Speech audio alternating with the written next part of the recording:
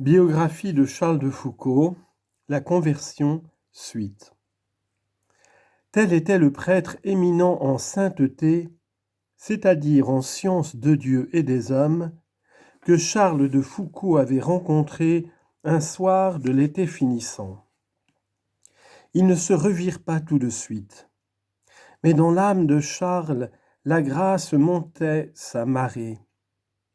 On ne sait d'abord d'où elle vient.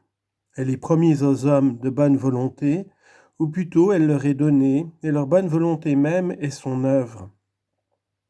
Au moment qu'elle semblait loin, elle a déjà couvert les fonds vaseux, elle est fraîche, elle amène ses oiseaux avec elle et ses vagues qui déferlent l'une après l'autre, disant toutes « Il faut croire, être pur, être joyeux, de la grande joie divine, et recevoir la lumière sur les eaux vivantes. » Cet obscur mouvement, ce désir d'illumination, il les sentait en lui de plus en plus puissants. On le voyait à présent entrer dans les églises entre deux courses ou à la tombée de la nuit. Il s'asseyait loin de l'autel, ne comprenant ni ce qui l'avait attiré là, ni ce qui l'y retenait, et il disait, non pas ces prières d'autrefois, mais celles-ci qui montent droit au paradis, « Mon Dieu, si vous existez, faites-le-moi connaître. » Un soir d'octobre, dans une de ces conversations familiales, où l'esprit et le cœur parlent librement et sans chercher la route, les enfants jouant autour des tables avant d'aller se coucher, une de ses cousines dit à Charles « Il paraît que l'abbé Huvelin ne reprendra pas ses conférences. Je le regrette bien. » Moi aussi, répondit Charles, car je comptais les suivre. La réponse ne fut pas relevée. Quelques jours plus tard, il dit gravement à cette même cousine « Vous êtes heureuse de croire, je cherche la lumière et je ne la trouve pas. » Entre le 27 et le 30 octobre, le lendemain de cette confidence, l'abbé Huvelin vit entrer dans son confessionnal à Saint-Augustin un homme qui ne s'agenouilla pas, qui se pencha seulement et dit « Monsieur l'abbé, je n'ai pas la foi, je viens vous demander de m'instruire. » Monsieur Huvelin le regarda. « Mettez-vous à genoux, confessez-vous à Dieu, vous croirez. »« Mais je ne suis pas venu pour cela. Confessez-vous. » Celui qui voulait croire sentit que le pardon était pour lui la condition de la lumière. Il s'agenouilla et confessa toute sa vie. Quand il vit se relever le pénitent absous, l'abbé reprit « Vous êtes à jeun ? Oui. Allez communier. » Et Charles de Foucault s'approcha aussitôt de la table sainte et fit sa seconde première communion. De sa conversion, il ne parla point. Ce fut à certains actes qu'on s'aperçut peu à peu que le fond de l'âme était changé. La vie continua d'être laborieuse, la paix y était entrée et elle transparaît toujours, dans les yeux, dans le sourire ou la voix ou les mots. Les lettres, qui n'avaient pas cessé d'être affectueuses, deviennent reconnaissantes. Le nom de Dieu y est souvent prononcé. La vie se modèle silencieusement sur l'idéal retrouvé. Tout est profond, discret, simple dans ce renouvellement. Bientôt, par exemple, Charles apprendra la naissance d'un neveu qui sera son filleul. Il partira pour Dijon, passera quelques jours près de sa sœur et de son beau-frère, et à peine de retour à Paris leur adressera ce remerciement dicté par un cœur rajeuni. Les séjours qu'on fait chez vous sont bien doux. Ils ne méritent qu'un reproche, c'est qu'on est entouré de tant de bonté et de tant d'affection qu'on se sent le cœur trop faible pour rendre autant qu'on a reçu, et on craint de n'aimer jamais assez, de n'admirer jamais assez, et de n'être jamais assez reconnaissant. La vie dans votre intérieur non seulement est d'une douceur extrême, mais encore rend meilleure par l'air d'affection et de calme qui s'y respire. J'espère que je pourrai revenir bientôt. En vous quittant, le retour est la seule chose à laquelle je pense. Je ne crois pas beaucoup à l'exécution des projets, mais si je ne compte pas sur mes prévisions, je garde l'espoir que quelqu'un prévu m'amènera chez vous avant qu'il soit longtemps. Vous savez mes occupations, mes idées, mes pensées vagues sur l'avenir.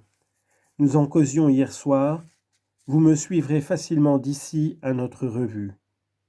Pour moi, ce m'est une si grande joie en vous quittant de connaître tous les lieux entre lesquels vous partagez votre temps. Je suis, en vous écrivant, auprès de vous à Dijon. Après-demain, je vous suivrai à Échallot. Je chasserai avec vous. Je traînerai la brouette avec Maurice. J'admirerai la bibliothèque de Monsieur de Blic. Je me chaufferai en famille au coin du feu. Je vais être bien souvent et bien agréablement avec vous, maintenant que je connais tous vos nids. Le manuscrit de la reconnaissance au Maroc avait été achevé au début de 1887 et tout de suite, les épreuves d'imprimerie avaient commencé d'affluer dans l'appartement de la rue de Miroménil. Gros travail pour un savant aussi soigneux du détail et qui voulait que l'œuvre fût habillée comme il l'était lui-même au temps de l'école de cavalerie.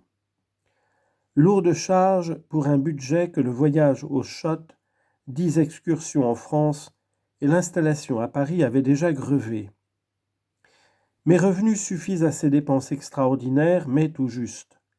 Aussi, depuis mon retour du Maroc, je n'ai pas eu à emprunter quoi que ce soit, mais je n'ai pas fait d'économie. J'ai le désir de faire lever mon conseil judiciaire que j'ai depuis 5 ans.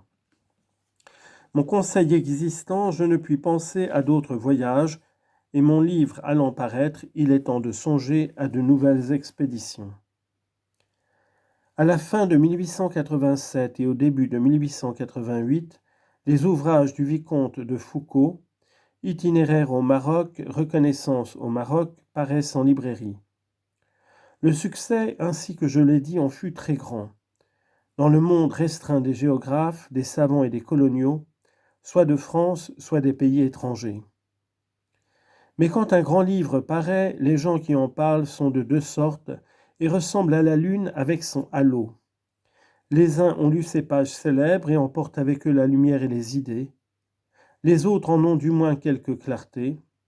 Ils ont parcouru des pages, ils ont retenu des citations, ils répètent le titre et magnifient l'auteur sur la foi du prochain journal, revue ou causeur de salon. Ainsi en est-il aussitôt pour la reconnaissance au Maroc. On célèbre de tous côtés le jeune explorateur, sa renommée se répand, les lettres de félicitations affluent rue de Miroménil, des amis montent les étages et viennent demander chacun, rappelant ses titres, au souvenir du glorieux camarade, « Eh bien, mon vieux, en voilà un succès, bien légitime d'ailleurs. En as-tu couru des dangers que tu ne racontes pas? Où vas-tu aller maintenant? Car tu nous dois, et tu dois à toi-même, des explorations nouvelles. » L'autre, on le sait déjà, n'était pas de ceux qui discutent leurs projets en public. Les méditer avec de rares initiés lui a toujours semblé meilleur. Avant de partir pour le Maroc, il avait consulté McCarthy et des livres et des atlas. À présent, il prend conseil de Dieu qui a résolu de prendre l'explorateur à son service. La nature n'est pas détruite par cette conversion, mais amendée et renouvelée. Désormais, ce courage, cette force de volonté, cette faculté extraordinaire d'endurance vont s'exercer pour le bien des âmes. La science n'a pas perdu un des hommes les mieux doués de notre temps pour l'aventure coloniale, l'étude des mœurs et des langues inconnues, mais son disciple, qui ne la reniera jamais, aperçoit maintenant que le plus bel emploi des dons qu'il a reçus s'appelle charité et consiste dans l'oblation totale qu'on fait de soi-même, de son travail, de sa pensée, de sa patience, de son sang s'il le faut, pour que les hommes reconnaissent enfin le Créateur dans ce dévouement de la créature. Il veut se préparer à cette mission par un voyage en Terre Sainte. Il visitera la patrie terrestre de Jésus-Christ. Il ira prier dans la solitude qui n'a cessé de l'attirer. Le 2 novembre 1888, il se rend au Touquet, dans le Bordelais. De là, il gagne Nancy. Ce sont les adieux à la famille. Il annonce que son projet est de séjourner seulement quelques semaines en Terre Sainte et il s'embarque à Marseille. Au milieu de décembre, il est à Jérusalem qu'il trouve couverte de neige. Il s'attarde à parcourir les rues, à visiter les églises, à monter et descendre la pente du mont des Oliviers. Il passe Noël à Bethléem, puis fait une grande excursion en Galilée à cheval, accompagné d'un guide qui monte lui-même un cheval de bât. Dans ses lettres, il montre une dévotion vive pour Nazareth. Après avoir quitté cette ville, il y revient. Là, plus tendrement qu'ailleurs, il médite.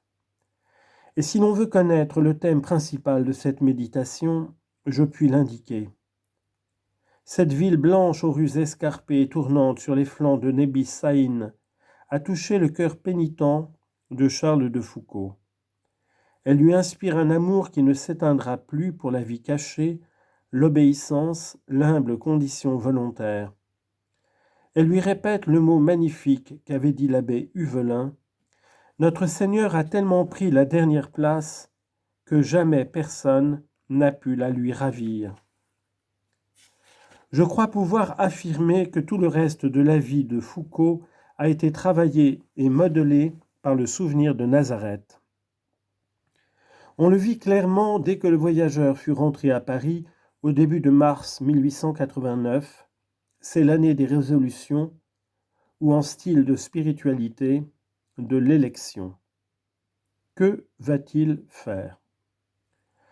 Depuis sa conversion, il lisait encore plus qu'auparavant, mais d'autres livres, et ses lectures le faisaient pénétrer dans ce monde de la doctrine, de la morale et de l'histoire religieuse, par quoi tout le reste est illuminé. Il s'émerveillait de voir combien la vérité est simple et combien raisonnable. Il s'étonnait qu'il eût pu être troublé autrefois jusqu'à douter de la religion, jusqu'à la rejeter, par des objections depuis si longtemps résolues et faciles à résoudre. Il apprenait la première des sciences, celle d'où dépend la conduite de la vie. Selon le conseil de l'abbé Huvelin, il assistait chaque matin à la messe et la fréquente communion du début était devenue le pain quotidien.